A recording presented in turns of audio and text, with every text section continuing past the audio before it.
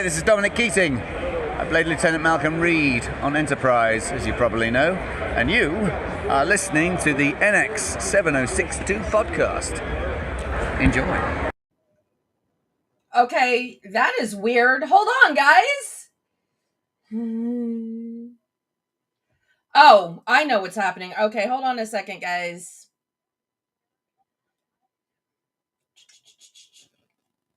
Okay, guess we're gonna have to do that. All right. Sorry about that doubling up on the audio, but fix that. Hello. Welcome. It is Monday night. It is the 7062 podcast. Hello to everybody. Look at that. We've got some multilingual things going on with Jober off Deutsch and chit-chatting. I guess I have some German people. Hi, Annika and Uncle Hairball. Thank you, everybody, for joining me. As you know, usually this is the part of the show where I sit and I talk to you guys all about how amazing the Shuttle Pod show was, which it was. I don't know if any of you saw me in... Hi, Travis. Hi, Janine. I don't know if anybody saw me in the chat yesterday complaining about... I actually thought of a question for James Darren yesterday when it was way too late. So I hope they have him. Hey, DJ Kitty Cat. I hope they have him back on really soon so that I can ask him the question. Or maybe I'll save it when I see him in Vegas, because I'm going to see him in Vegas and I'm really excited. And speaking of Vegas, see, that is my summary of the Shuttle Pod show. You know why? Because I am so excited to have my guest here with me tonight that I don't want to waste another minute. I know you guys are all excited. I hope you all have some questions ready for my very, very, very, very, very special guest who was with me this evening, because we are just going to get right into it, everybody, with the one and only, and I forgot to ask how to pronounce your name, Bonnie. I hope I get this right. It's Bonnie Friedericy, and she is joining me right here, right now on the NX72 podcast. Well, hello there. It's actually Bonita Friedericy. Okay, I apologize. Bonnie. The only person who ever pronounced my name right very quickly was John, who is now my husband. He knew he had to get it right. So I was gonna say, it'd be really embarrassing for him to not get it. I wouldn't get upset. Hello, Annika. Hello, Robert, Mohammed, Janine, Jober, Tiffany. My goodness. Hello, everybody. Yeah, they're all here. And they're all raring to go. Mohammed's already got something lovely to say. I'm going to call that up right here so we can all see it. Super nice, my son. Well, you probably deserved it, you two. No, I love it. I love it. And I speak limited Dutch, like no Dutch, but I am Dutch if anyone's interested. I'm Indonesian Dutch. Okay. So do you prefer Bonita or Bonnie? I've just heard John calls you Bonnie, so... Yeah, I just let people sort of choose. There's some people who will always call me Bonita. And then there are people who it's a lot easier just to say Bonnie. So, and we are absolutely going to talk about your appearance at Shuttle Pod Show Live, but Melissa's already in saying how great you are doing the Odd Couple read. Oh, thank you. That was so much fun. I loved getting to read with Nana. Oh, yeah. Who wouldn't? Who wouldn't? But I think I want to open this because one of my favorite... We've met a few times. I've had the pleasure of meeting you a few times, and obviously met you enough that I got you to come on this show. Yay. My pleasure. So happy to be here. Go on, yes. But yes, I don't know if you remember this. John wanders around Vegas. I met him. I was just telling you before we started, I met him in New York in 2016 for the 50th anniversary convention there. And that's where I found out the two of you were married. And I was so excited because I loved you and Chuck. And right after I found out that you guys were married, then I saw you on Rizzoli and Isles. And then I saw you again on Major Crimes. I'm like, wait, Mrs. John Billingsley. Oh my gosh, this is so cool. So I would bump into John occasionally at various events. And a few years ago in Vegas, I was walking out of the vendor's room and I practically walked into John. He was standing there talking to Connor. And I said to John, I know I don't know her, but how is your lovely wife?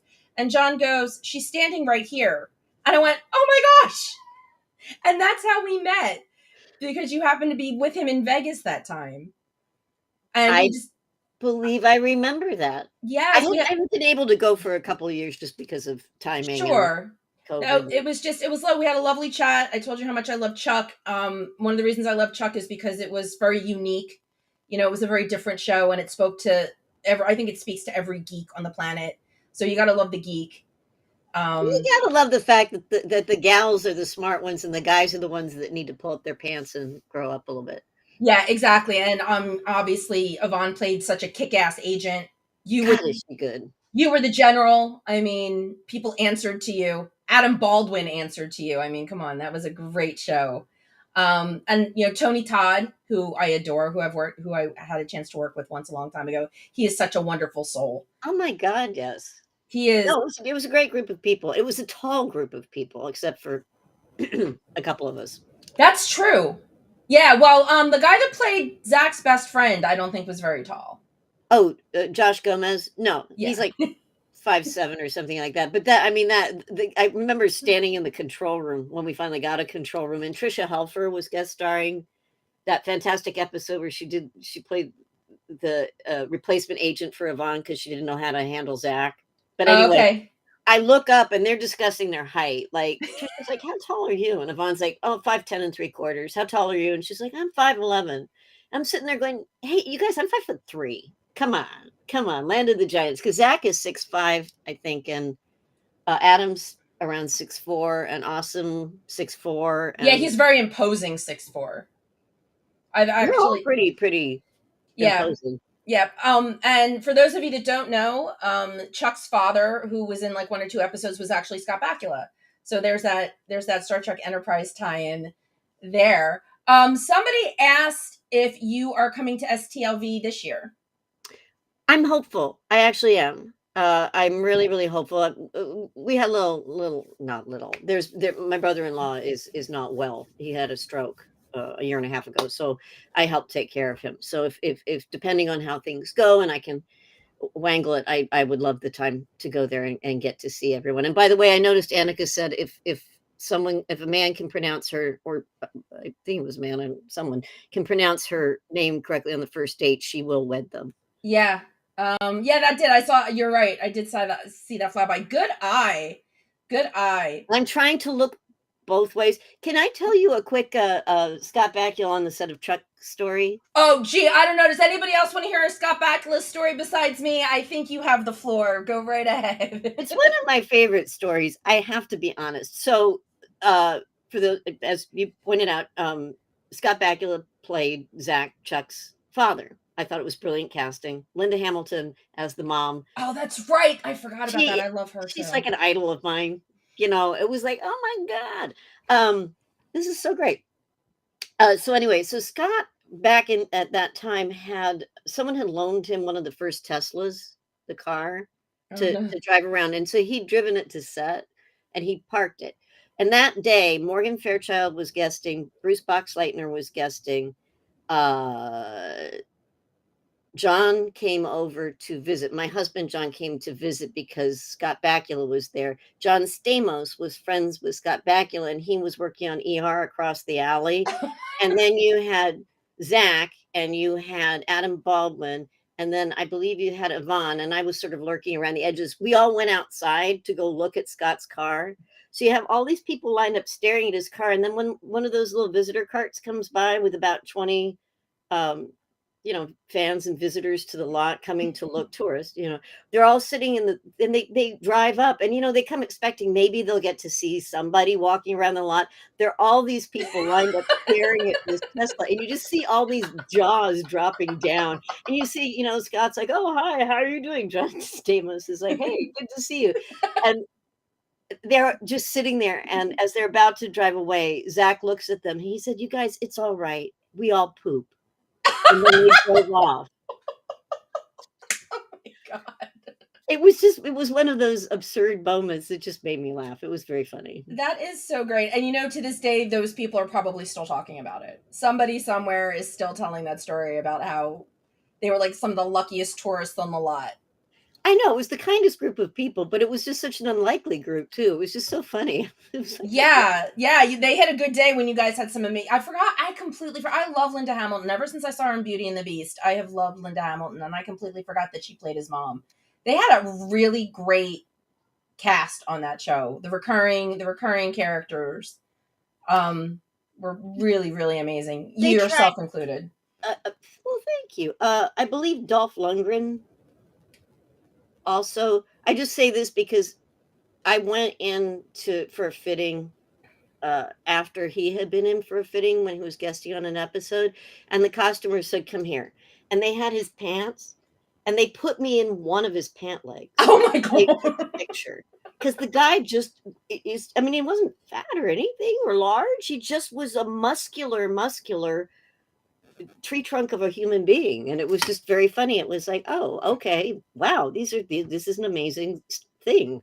But they did. I really did appreciate the casting on that, and I mean, they really did try to get people that were in, from sort of iconic TV shows to come in and guest. I mean, they had Bob Picardo, Kevin Weissman came in. He was great. Just a ton of people, actually.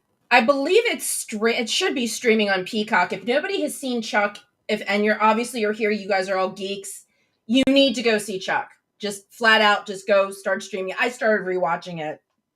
And I forgot how much I loved it. And for those of you that don't know, Zach Levy, who played the lead role, is now Shazam. So, and a killer. He's great as Shazam. He is great as Shazam. And mini spoiler alert, but you were just in Philly, and one of the opening scenes in Shazam is actually at one of the iconic bridges in Philly. And I sat there and I'm like, wait, I know that bridge. In fact, I just drove over it tonight. So that I love the fact that Shazam's in Philly too, because that's one of, I live right over the bridge. So Philadelphia's great. That was very enjoyable to actually see a city. Yes, I can imagine. Okay, look, we've got a fellow Chuck fan. Yay, Todd. That's amazing. Welcome. Thank you. Welcome. Yes, and the Chuck fans were loyal. Jober watched because he survived that writer's strike, and we thank you for that. Jober watched it for what's not. Yvonne was great. Like I said, we were talking earlier, between Bonnie and Yvonne, there were some really strong female. His sister was pretty. Chuck's sister was pretty with it. Like you said, the guys were all geeky. Well, the guys had to grow up. It was all about friendship. I also always say there were a lot of great underpants and guns in that show. And you got a good dose of Captain Awesome, and you got a good dose of Von Strahovski. And she also, I mean, she just, if you watch her career, what a strong actress. Yeah, I was talking about her last week. I thought she was great in Dexter. I don't know if you've ever seen Dexter, but she was in one of the in the last season or two of Dexter. Dexter had a thing for blondes because the first blonde was Julie Benz, who was in Buffy. And then he went from very meek, sweet Julie Benz to Yvonne's character, who was just as evil as he was, and I just thought that was great. And I really enjoyed it. Sorry about that spoiler, but Dexter's been off the air long enough. It's funny because just a quick for the gentleman who watched Chuck for Von Strahovski, her casting was really interesting because the casting director, whom I knew pretty well, told me that they were having trouble finding a Sarah. They didn't know how they'd ever find a Sarah, and there had been some gal visiting from Australia, and he had her tape on his desk, but nobody knew who she was. And Vaughn had done nothing, not nothing, she'd just done some theater and stuff in Australia before this. And on a whim, he went, whatever. And he threw it into his VCR back then. And he went, oh my God, I found the gal. And he ran over to Josh Schwartz's house and he threw her tape over the fence. And he called him and said, you've got to watch this. You've got to watch this. And they called her and they told her it was just, she was going to read lines with Zach, but they were doing a chemistry test and we found her. There we go. Todd, this is funny. Hold on. Let me see if I can get this. There we go. Come on. There we go. Since you did that episode of Enterprise, he thought John should have always been on Chuck. That would have been interesting. John kind of felt he should always be on Chuck too. Actually, we thought maybe he could be like General Beckman's husband before John LaRoquette apparently was my lover. But John kept, saying when I'm on the monitor, suddenly he'll pop up from behind the desk and there's your fellow. I believe he also did audition for the part that Kevin Weissman played of the poisoner in an episode. The thing is that guy had to be a gymnast. Oh. And backflips and stuff like that. And John was pretty much like, no, I'm have to draw the line at gymnast. Yeah. But that's so okay, so let's see if we can swing this around. So something that you and Nana have in common, besides the amazing job you did as the sisters for the Shuttle Pod Show stage read, is that you both worked with John Larroquette because she was in an episode of Night Court. I heard she was amazing on Night Court. I actually had a chance at the Shuttle Pod Show live event. I mean, I've said this to her on Twitter, but I finally got to say it to, and then I asked her a question about it when she did the Shuttle Pod Show. They read my question, and I finally got to talk to her about it in person, because that is one of my favorite episodes of Night Court. And I think we discussed this in Philly, and John said he was going to go look it up. Her character was a mental patient who had escaped, and she lived her life through movies. So it's like every line or two, she was a different character from a different movie. So she had to be a completely different person, every few lines. And the range that she did in this one episode was just amazing. And I thought she was fantastic. And when I asked her the question on the Shuttle Pod Show about working on Night Court, the one thing she said that broke my heart, but she was honest, she said it wasn't a very welcoming set. Aww. She said John's lovely, but the set was not welcoming, which she said she learned from that she would always make it her business to make a welcoming set. She's such a gracious lady. I just have to say, she just is filled with light. And that, yes. I mean, and that is a very kind thing, because I don't know if you, who's listening and stuff, if you are actors or have been in environments where you're the newbie or you don't know everyone, when you're guesting on someone's show or working a very short time, it's very difficult if people don't say hi and put up their hand and say welcome. Let's have a really good time and play. And I have to say, when I was on 911 Lone Star, yay, I had such a good time. It was physically a little bit draining on me, but it was really, really fun. And I have to say, Raphael, who plays Carlos on the show, could not have been kinder, more welcoming. He told me we were going to be dance partners. I zip tied him. I hit him with a shovel and zip tied him to my sink and proceeded to torture him for an hour. And he just said, we're going to be dance partners. And we were, and it was wonderful. He made me feel so comfortable. Oh, that's amazing. And that also, of course, then I can segue right into how was the Enterprise set? I know everybody has such wonderful things to say about the kind of set that Scott Bakula ran. So as a guest for one episode, how was the set? There was this guy who played, I think it was the ship's doctor, who just was like such a pain in my ass. I'm so sorry. Nobody did anything about that? Dr. Phlox or something like that. And he like, my character got, spoiler alert, my character got shot after she became Borgified by Scott Bakula. So I had a squib, right? I had to do a stunt. Oops. Oh. Just like that, as I fly back in my chair and hit my head. I had to fly back onto a pad, so I had to work on it and all this kind of stuff. And this Dr. Phlox showed up that day. He was not called to work that day, but he showed up so he could stand behind the camera with the makeup ladies and roar with laughter every time I got shot. I would have reported him for stalking if he just showed up to watch you. That's just rude. Is there a statute of limitations on that? Should I do that right now? No. Oh yeah, maybe. Listen, 911.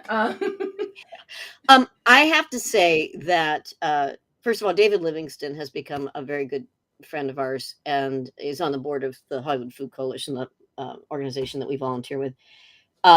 David directed that episode, so that was when I first got to meet him. I will say this. My audition was really, really scary for me. So I auditioned to play Rooney the scientist. I had met Rick and Brennan at parties, right? Because this was the second, was it season? Second season, yep. Towards the end of the second season. I had met them before with John at parties and things like this. So now I'm called in to audition for my husband's show. So I worked really, really, really, really hard, which you should. I auditioned for David Livingston. He was very happy with me. He said, you'll come back and you'll meet Rick and Brandon, but they do call other people and for other parts.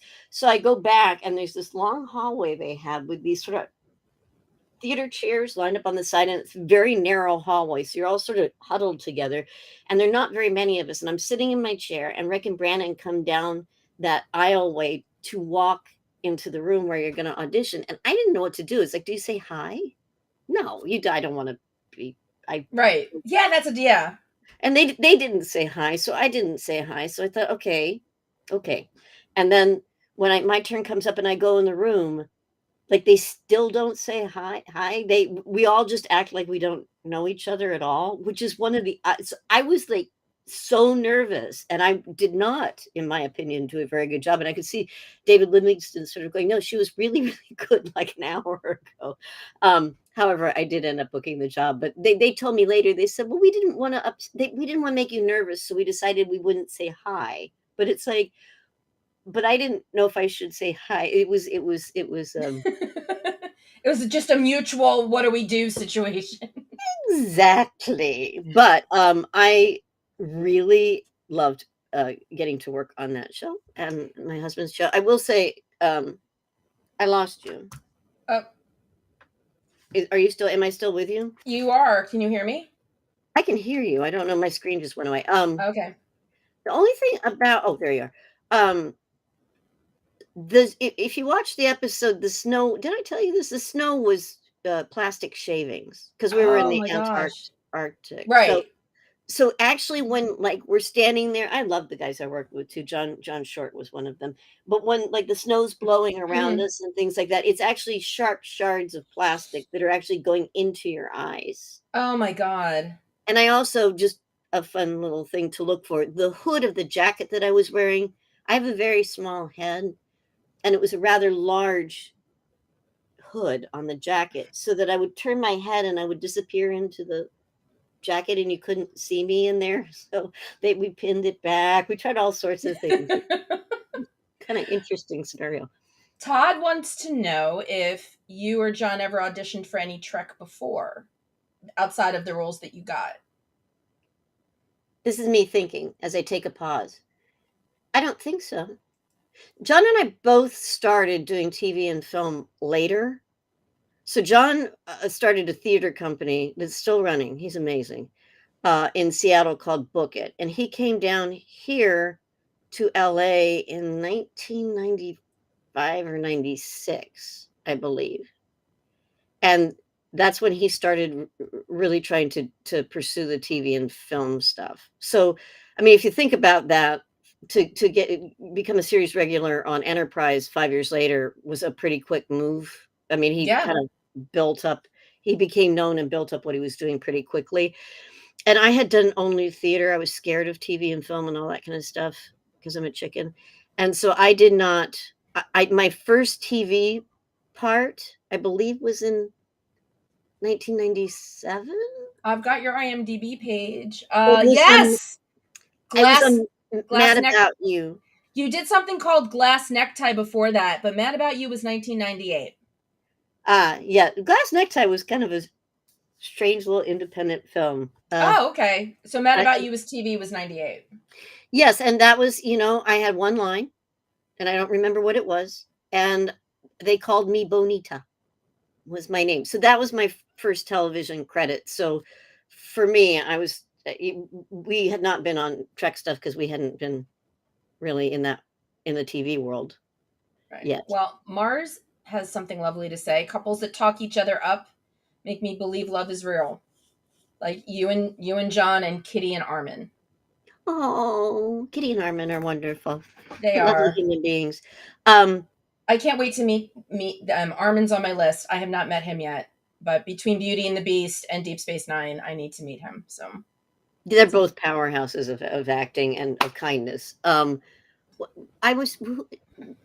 about Nana's boots? Oh, well, maybe you know the answer to this question. Nana's boots that she was wearing during during The Odd Couple. Somebody wants to know what they are. They want to try and find them. I think it's Annika.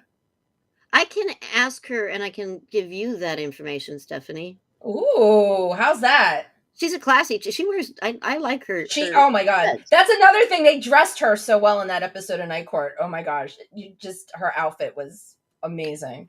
Oh, and Annika, you also asked if I met John in college. No, I met him after he came down here. We met at a commercial. Well, I saw him in a stage production of Great Expectations in 1998. He played Herbert Pocket. I was with my friend who's a director, and I was like, "Who is this guy?" I have to say, and for you guys that have experienced it, the first time you really watch John act, whatever that may be, it's riveting. You just stop because there's sort of this power. He's just extremely active, and there's an energy and an engagement that you just really kind of have to watch. And I was like, who is that guy? And then we have varying stories about what happened when I went up to him after the show to tell him how good he was. And he seemed more intent upon a young blonde woman across the way because they were all going out for drinks. I now know, I think that gal was one of the people in the company. I know her now, but at the time it was like, what? I was just trying to say hi. But men. He ended up asking me out. Like a year after that, we were sitting in a commercial audition and it was taking forever. He had a date that night, but he broke it off. Aw. You guys were meant to be, because you're definitely an amazing couple. Everybody I think in here agrees that, especially when the two of you are together. And I think when I met John, he said you guys used to do kind of like you had like a vaudeville routine that you used to, or something. John calls it that. He also calls it our dog and pony show. What happens is, because we're naughty at conventions, John gives that same kind of energy, right? John is not your person likely to explain his acting technique very solemnly to you. He's more likely to hop up and start chasing you around the auditorium, or, as he often does, ask, he'll give a prize to the most embarrassing question. Yes. The first time I ever saw him on stage, he did that. That was great. Well, yes. Well, so I wanted to be with him, and I liked going to conventions and watching and stuff like that. But when your husband is sort of making up stories and embellishing them in front of all of these people, you just got to call him out. So that was the original thing, I think, was he was talking about Jolene Blaylock when they were locked in the contamination chamber. In one episode, he would come home and she ate cheese, I guess. Yeah, I've heard these stories about poor Jolene. So he was saying she was flatulent or sort of farty, which, I also don't think calling out your, another cast member for their farting is was what I thought would be acceptable. A little judgmental me. So I kind of yelled out, well, that's the pot calling the kettle black. Which, got a huge laugh. And my husband said, that's my wife, Bonnie Friedericy. And as he said, I started inching closer and closer to the stage as things went along. I mean, we were at FedCon in Germany in like 2002, something like that. And we were in a German opera house where they had 4,000, 5,000 German fans. The way they do their shows, people drink throughout, which is great, drink throughout the night. But they do their the on-stage question and answers with actors late into the night. So Nichelle Nichols had been on the stage, Edward James almost had been on stage, and they were very serious and wonderful, but people gotten a little tired by 11 o'clock at night. So John had to come on at 11 o'clock at night, and I was sitting in the front row reading a book, and I look up and my husband's walking out carrying his pants with him in his underpants and introducing himself to the German crowd because he thought this would wake everybody up. So while he was trying to take questions, I snuck up on stage and I put his pants back on him, and then he dropped them again. So then he gave me a microphone. So then we started both answering questions, but he kept dropping his pants and I kept trying to put them back on. So eventually I turned his pants around and I zipped him up in the back and buckled his belt so he couldn't get them down. There are pictures of this. Oh, that's amazing. And then I went on to explain to the German fans that in the United States, that's what we do, is we pants people and we teach them how to pants. So we pantsed Mark B. Lee, who was the host of the event, we had him come out on stage, and we showed how do you pants a person in public or some such. And I have to say, we got a standing ovation. Well deserved. Well deserved. Annika is saying, this one was just on the episode of Enterprise where it's just Phlox and Porthos, which is actually one of my favorite episodes. It's called Doctor's Orders. The rest, everybody else is comatose. He has to put them all in a coma to get through some radiation or something. Yeah, he loved that episode. Yeah, that was the episode where he wanted to like knock a plant over like from across the room because he was walking around naked. Yes. I love that episode because the Danny Kaye movie that Phlox was watching is a personal favorite of mine that my grandmother introduced me to.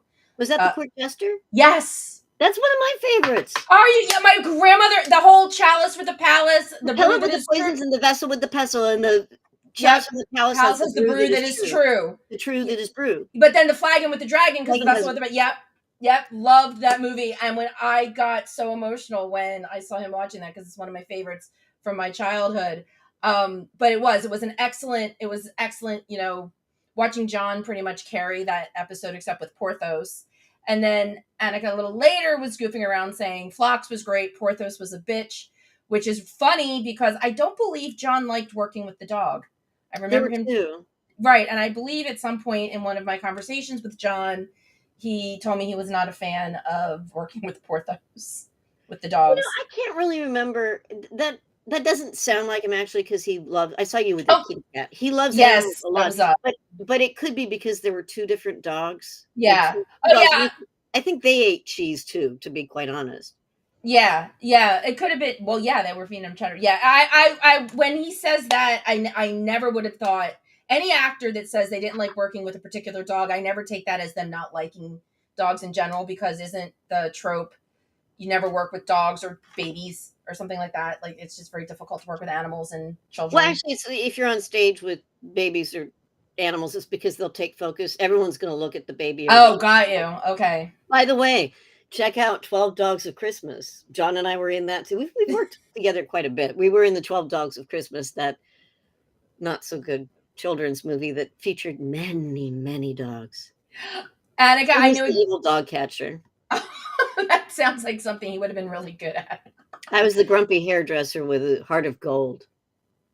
Okay. Yes. Todd. Yes. Todd had a question. Yes. Can you tell me anything about your role in Unfinished Business? My naked role? I've been naked a couple times too. Oh, was it a naked role? It was a naked role. I have to say, it was with Tom Wilkinson, Vince Vaughn, and Dave Franco. Those guys were great. It was a scene. It was a really fun scene, but it was added into the movie. So I shot that after they completed the movie. They just found that they had a missing piece, which is where those three guys have to go to Germany and enter into a businesswoman spritz. I was German. So it was her spritz. She was in her sauna, and they come in and they want to do business with her. So she said, I no, you don't come in and wear your clothes. Oh. So I was naked there. And just so you know, I asked the director if I could do my Mrs. Robinson moment from The Graduate. Right. So I'm sitting in the spritz naked, and I put my leg up like this. Oh, that's amazing. A crotch shot for old Vince Vaughn. And they shot through my leg. The director was like, this is good. This is good stuff. Oh, that's amazing. I love that. Mars would like to know if you have any artsy genes. Do you do anything visual? I come from a family of visual artists. I'm not so good at it myself. My sister and my mother are doll makers. They make one-of-a-kind. They used to make one-of-a-kind porcelain dolls, but they're pieces of art. There are museums and things like that. They do like Shakespeare, the figure of Shakespeare, in all of his, Oh, that's amazing. Stuff, sitting on a chair with his book, and his characters are pouring out of the book, and they're little figures, and you can set them all up. They do a chest set where it's the pawns and it's fantastical, but the pawns and the king and the queen and people, they're all. That sounds amazing. Yeah, and my brother, who sadly passed away many, many years ago, he was a beautiful visual artist, and he started the dolls with my sister. Then he passed away, and my sister and my mom took that over. Are you a visual artist? Is that what you asked? Mars, yeah, Mars is pretty artistic. She designed the shirts that the volunteers are wearing at the Shuttle Pod Show Live, the blue shirts. Oh, those are great. Yeah, Mars designed those. She did those. Mars, do I know Mars? You may you probably met her at the Shuttle Pod Show Live. Hi. Yeah, she was one of the, we call ourselves the Wash Gang. After the lovely avocado tree. Do you have any? Do you and John have any have a dog? Do you have any pets? Cats. I had 2 cats when I met John. They were Leo and Solomon. Aww. And they were our beloved babies. Solomon lived to be 23. That's amazing. Yeah, he was they were both amazing cats. And then we were without cats for about 3 years, and then we adopted. They had to be rehomed. They were 6 years old, and their owner during the pandemic fell in love with someone who was allergic to cats. Oh. So he had to choose. So they had to get rehomed, and John saw them and went, let's do it. They're brother and sister. So we have Boo, the boy cat, and it's not creative, but we call her Girly Girl. I don't know how that happened. Their names are Wizard and Olive, but we were a little bit like, well, we need our own names. So they're multiple names, but they're beautiful cats. They're wonderful. Very, very funny and very sweet. Annika, do you have a pet? Oh, Annika can answer that in the chat. Well, yes, I definitely want to bring it back to the Borg stuff. Robert wants to know, how did it feel to be the very first human, assimilated human? Because obviously, First Contact mixed up the timelines. So the Borg, instead of meeting the Borg in a couple hundred years in the future, we met them in Enterprise. So you technically, in the timeline, were the first human to be assimilated. Yeah, I watched First Contact to try to figure out. I know that's a kind of a point of contention. I do believe, I don't remember completely now, but I think they were feeling like they were lacking, they being, I don't know who, producers or whatever, perhaps as vicious an enemy as the Borg. So they sort of wanted to bring him in to just put a little double kick in there. So I looked up all that stuff. It was really interesting, actually. There was a guy named Luis who was a stunt fellow on Enterprise, who also, I think he was in most of the movies. He was in First Contact and stuff like that. And he was like the leading expert on how to be a Borg. So, and the first thing he said to me is, "You're too tiny to be a Borg. They're tall." So I was the baby Borg. But he worked with me. He showed me like the Borg walk, like, right. And it's very specific what they. It's like they have zombie school for when you were in The Walking Dead. They sent you because you had to learn how to walk and shuffle like a zombie. So it makes sense that there's a very specific way to act like a Borg. Did you and John ever compare time in the makeup chair between turning him into Phlox and turning you into a Borg? Did you guys ever talk about? Yeah, we always. I mean, John used to talk about it, with Phlox from the beginning, because they did get the time down. Right. From in the beginning, it used to take, I think, 3.5 hours. He made 3.5 or 4 hours to get into the makeup, and an hour for him to get out of the makeup. Right. Which is why I think he used to sing that day off, 6 days off. And his paycheck still come. Yeah. Yeah, at the other actors, because when he did work, which is like Dear Doctor, that was rather demanding on him, because he had to be there. He didn't complain that much, but he had to be there at like 2:30 or 3 in the morning in order to be ready. I think like Jim Carrey and all the people in The Grinch lived a hellish existence with all the makeup they had to wear to be in Whoville. It's interesting though, because the board makeup I had, she was Suzanne Westmore Diaz at the time. She's now Susie Diaz. But she was at the time married to Michael Westmore's son. Right. Susie did my makeup. We love Susie. Susie did my Borg makeup, but they hadn't had Borg for so long. She'd never done Borg makeup. Oh, wow. So I believe it took about 2.5 hours for her to apply the little pieces and then do that eggshell patterning patterning that they do with the sprays and stuff. And then Michael Westmore came down to look at it, and he said, no, it's not right. Oh, no. And he's a perfectionist as well. Of course, yeah. So it took about another 2.5 hours to correct that.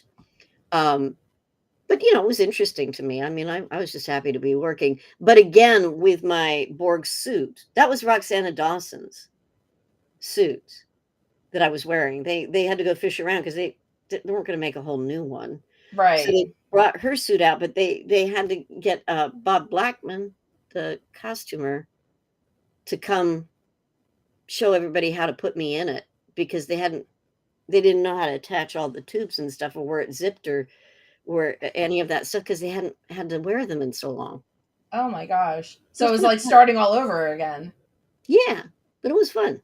How long did you stay? How long do you remember? Like, how long was it? One day in the Borg suit, or multiple days? Or I think it was 2 days. Oh wow! So it was in and out and in and out again. Yeah.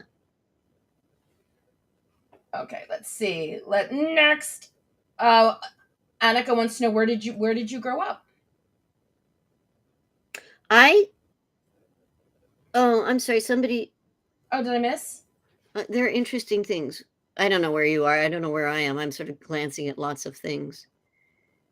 We assimilate on the boardwalk, Borg school, under the boardwalk. What research, if any, did you do for General Beckman? Can I answer that? Absolutely. I'm kind of hanging up because Annika asked, where did you grow up, way ahead of where you are. So. Oh, okay. Very quickly, I was born in Charlottesville, Virginia, which sadly people actually know where Charlottesville, Virginia is now. But I basically grew up in Los Angeles. I grew up Redondo Bay area. So that is kind of where I'm from. I did actually do research for General Beckman. I thought that I should. And besides, it's fun. It's fun to do. So what I did is I went online and I looked up various women generals, like how they got to where they were, what their schooling and training was. I looked at how they dressed, what they wore. I watched videos of them talking and things like that, just to get a sense. And I did look up information about the NSA and then the CIA, because you may have noticed in the show that somehow I went from being the head of the NSA, and Tony Todd was the head of the CIA.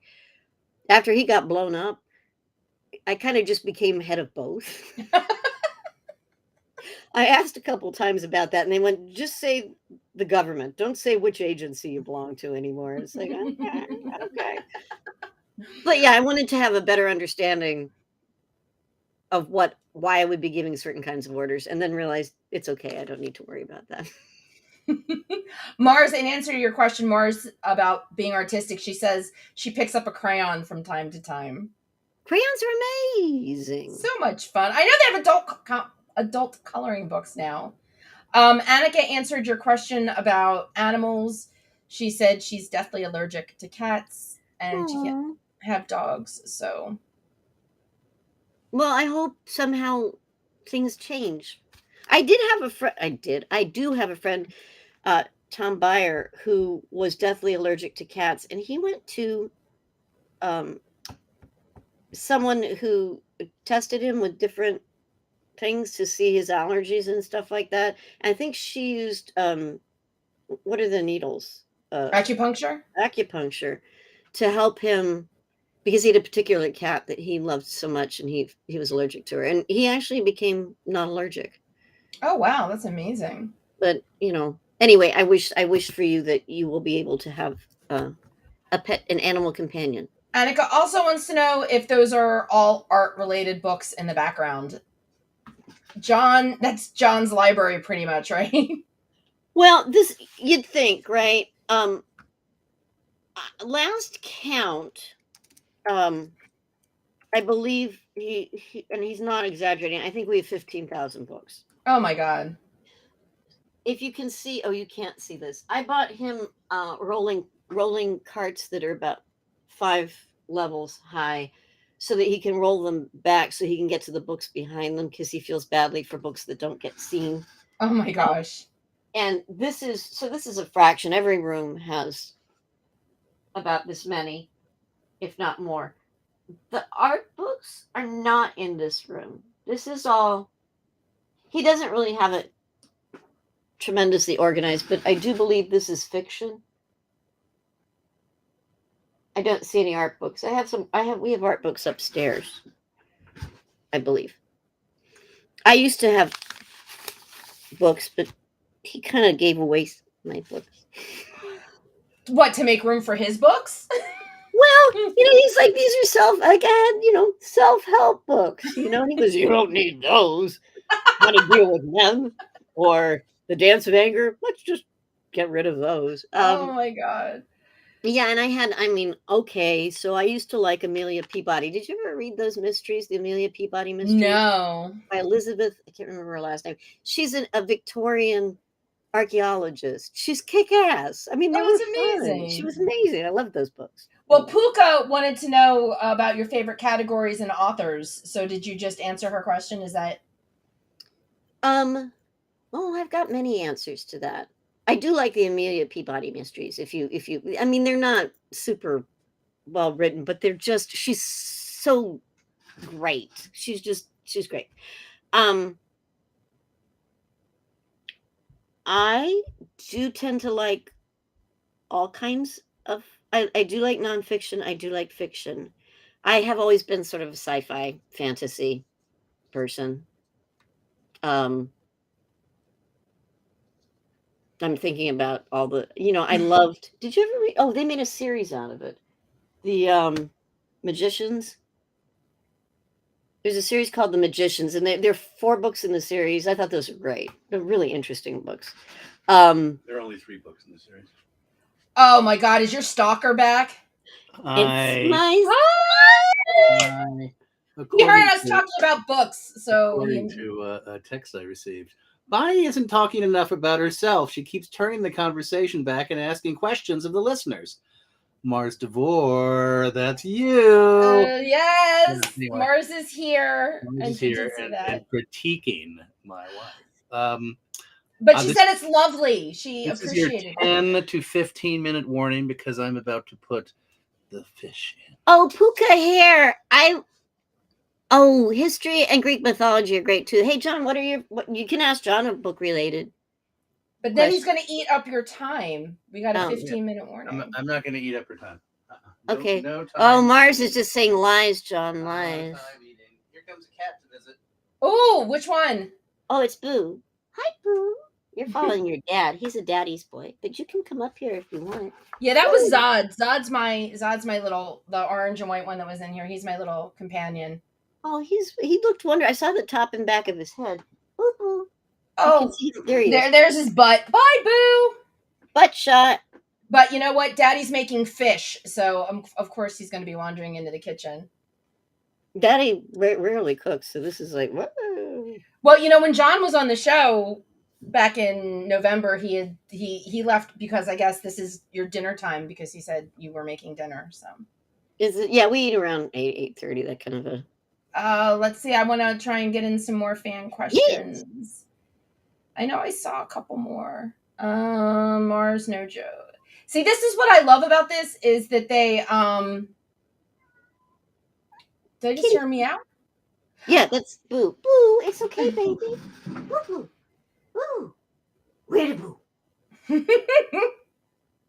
Well, we'll see what happens. He's they're love bugs. Oh yeah.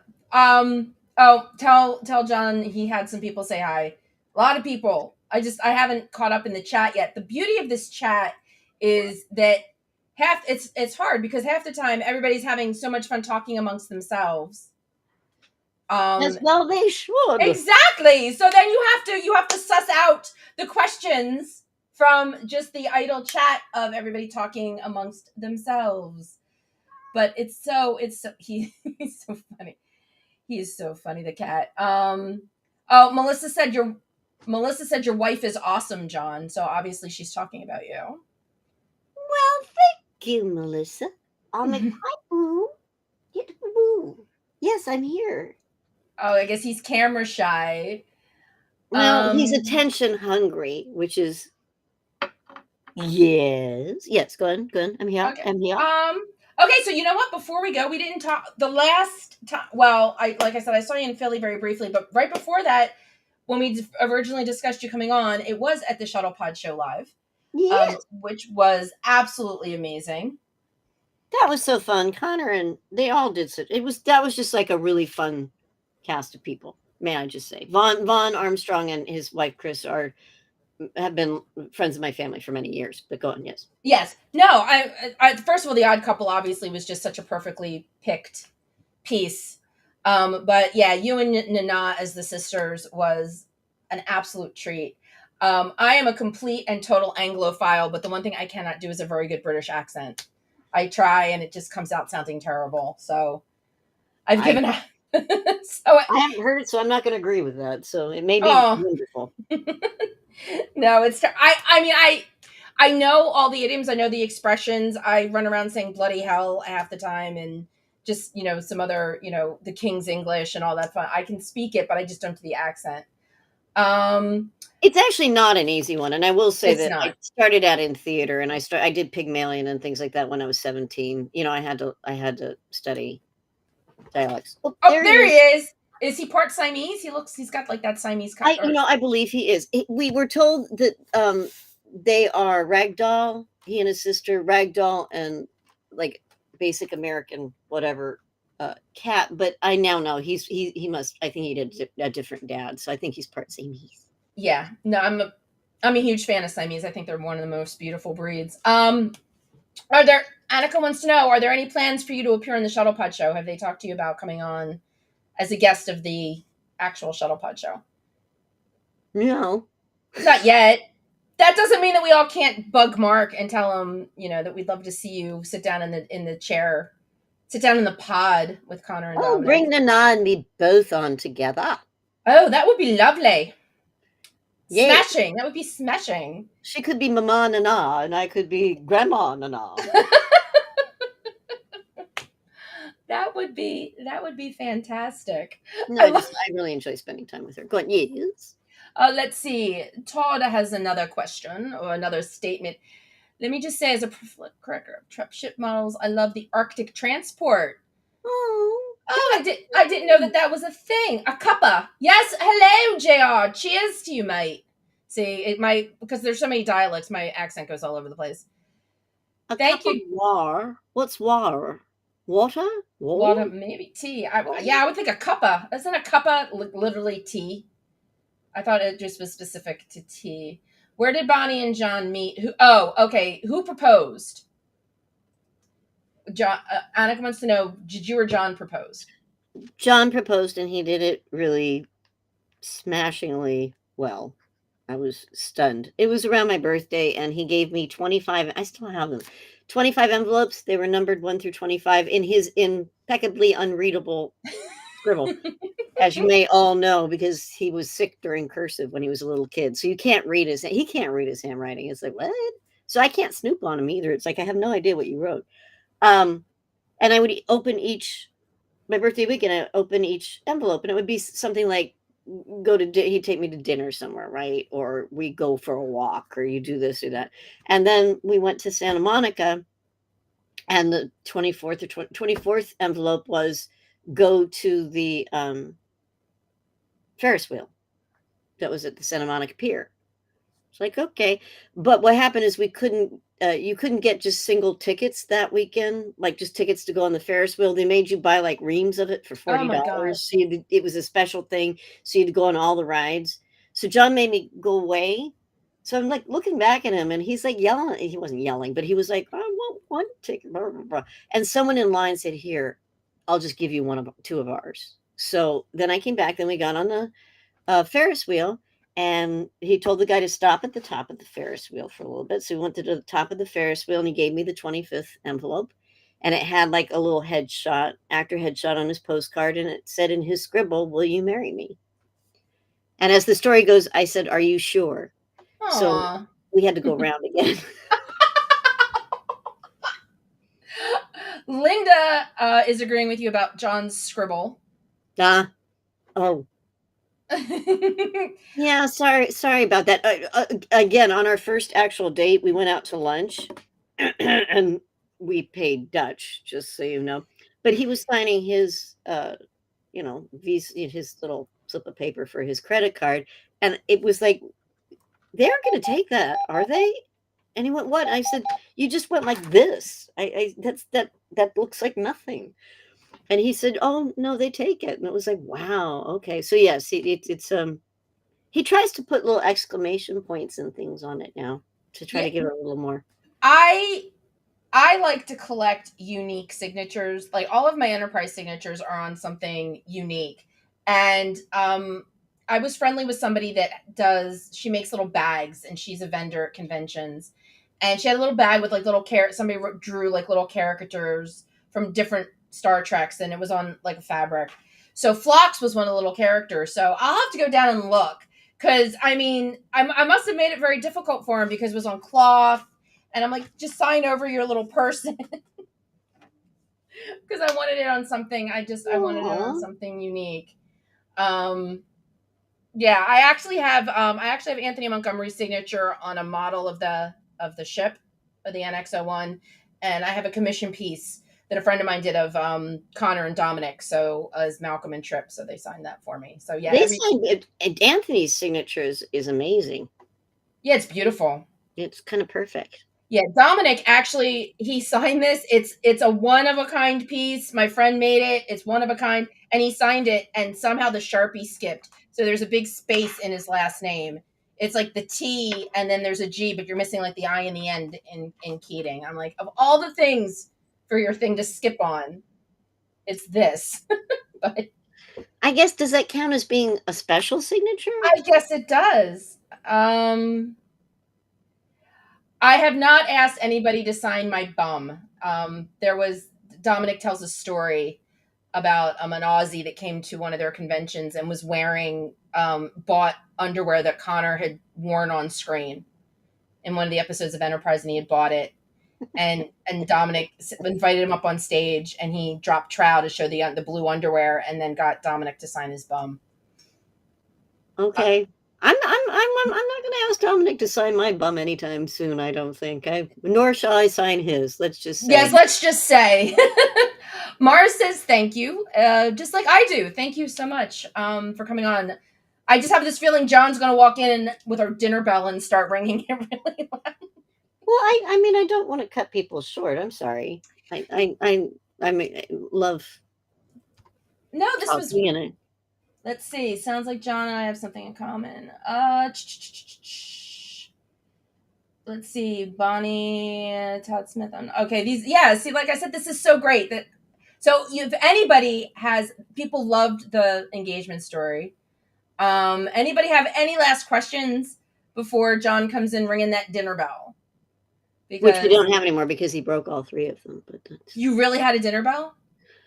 Well, that sounds good. We for some reason, we sort of did. For some reason, we had like three little bells, and John would ring them around dinner time. I don't know that we particularly got them for that reason. They just sort of were there, and he likes to make noise.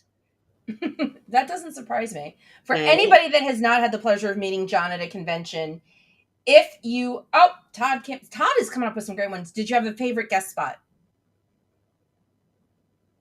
It may have been the one I just did on 911 Lone Star. Yay. I really, really loved the writing. I've never gotten to do something quite as dark comedy as that. That was a good one. Oh, you know what? All right, that's great, but you all are going to have to wait because I can't let you go without talking to you about this. Because like I said, I went down your IMDb page. You were on Days of Our Lives for an episode. I'm trying to remember. I was on a bunch of soap operas. That sort of didn't make it into my IMDb. I was like on General Hospital a number of times. I used to pop in and do character parts. That one, I think I was a nosy housekeeper, maybe. I did a couple episodes because they shoot them, really rapidly. Yeah. So I think I shot a couple episodes. Days of Our Lives is one of the first shows I remember watching. It started in 65, and I probably started watching it in 75 with my mom. So when I saw that you did Days, I was very excited. Well, see, my thing was General Hospital. I grew up watching Luke and Laura. I ended up watching Jeannie Francis, who's Jonathan Frakes' wife. Right. When I was 18, and I actually worked on stage with Anthony, the guy who played Luke, Anthony Gary. Yeah, Gary. That was really interesting. I did stage stuff with him. I will say, just apropos of nothing, there was a movie called Shotgun Wedding that was only streamed or something like that. I think we did it in 2013. It's not the Jennifer Lopez one. That's probably one thing that I enjoyed greatly doing. It was found footage. They used, it was a wedding that goes horribly awry, and I'm the mother of the groom who will stop at nothing to make sure her son gets married. So I kill multiple people, but I have an axe. I sort of wander through with axes and stuff like that. But they did it using, so the videographers for the wedding all had cameras. So they used the footage from the videographers' cameras, so to speak, and the bridesmaids' Instagram account. She was doing all these things, and they edit them together. And someone has a GoPro in it, and they edit all those kinds of footage together to make the story for you. Because one of the videographers at the beginning of the movie is running for his life, but he's put this movie together and he wants it to go to the Sundance Festival. And it's the video of the movie of the wedding gone awry. And that's awesome. probably that sounds fun. Things. Yeah, I really enjoyed doing that. Ed came on late and he asked if we talked about The Odd Couple. Yes, we have. But you know what, Bonnie, you are my next to last episode for the season. I take seasons. I take the summer off. Like I said, anybody's going to be at STLV. Hopefully, maybe we'll run into you if you're able to make it. I love that. Ed says you were fantastic, which we all agreed. You're at the Shuttle Pod Show live. But yeah, so I've got one more show next week. Oh, congratulations to you. Thank you. So I'm doing one more show next week. But yeah, there are people that want a Bonnie part 2. So maybe when I come back in the fall, I'd love to have you back if you're free. Oh, I would be delighted. Always happy to. It's a pleasure to chat with you, and it's a pleasure to see people's questions and hear about you all too. Yeah.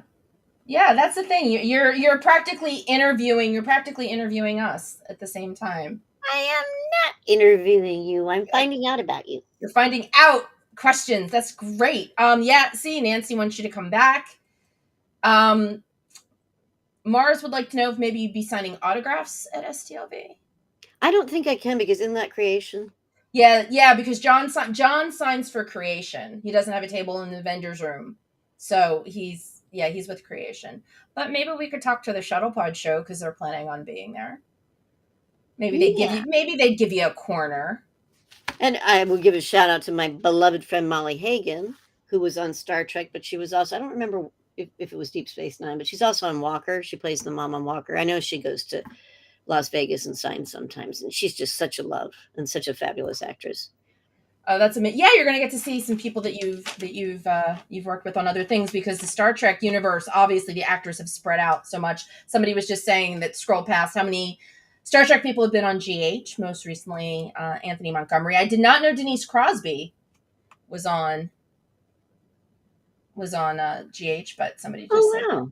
Yeah. Let's see what else is going on. Molly was the first Porta. There we go. Thank you, Mars. Look at Mars sharing the knowledge. Linda said, "What a lovely person you are." Well, thank you, Linda. Yes, absolutely. That's a very sweet thing to say. Could not agree more. You guys are so amazing. I love seeing you together. John, like I said, John's just a highlight. Love bumping into him in Vegas. Usually when the people sign for creation, they're at their table and they sign, and you don't see them at any other point unless they're doing a panel or they're at their table. But John always makes a point of wandering the floor and visiting with people, and that's very unique. And that's very unique. He's a people person. That he is, absolutely. All right. Well, I don't want to keep you from the fish. Okay. Well, thank you, my dear. Have a fabulous last show. Take care of yourself. Thank you to everybody who was listening. What fun. How delightful. Yes, and hopefully I will see you. We all see you in Vegas. And this was amazing, Bonnie. It took us a while to get here, but I am so glad that it's happened. And like I said, you're more than welcome to come back next season. So thank you so much. Thank you. And everybody out there, don't forget, next week I am having the one and only Erica LaRose, the First Lady of the Shuttle Pod Show, is joining me for her part 2. So be here next week. Until I see you all then, be sure to live long and prosper. This is Connor Turner. You've been listening to the NX 7062 podcast with Stephanie. Enjoy your